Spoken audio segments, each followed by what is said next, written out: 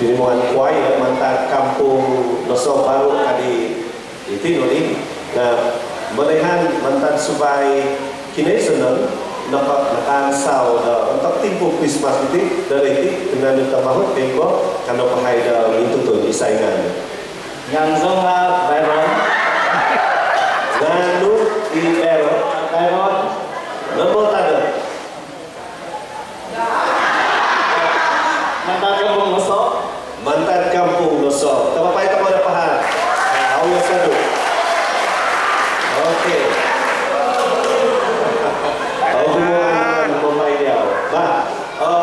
Ini pergi tinong tulisan. Baik na po na kontra tulisan ya.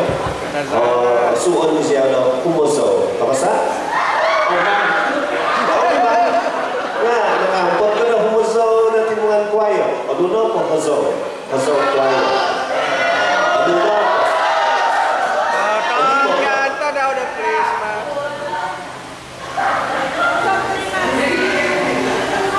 Ano na kumoso ka na saan ni Ayhan? Makiuni siya na Ben. Kung iso keyboard ka niya. Okay, magkiampot ka na tulisan? Okay, kapapay ka na pahan.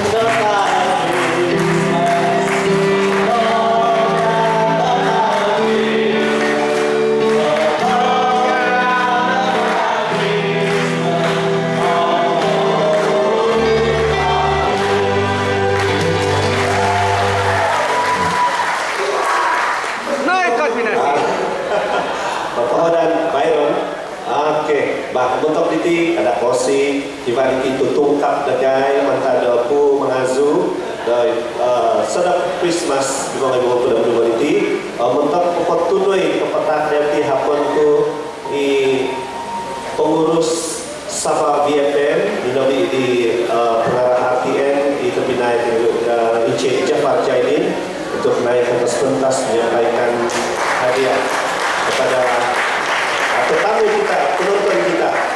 Bapak nanti tinggal pindah kebun di KK Ketua Kampung Michael Pijuit.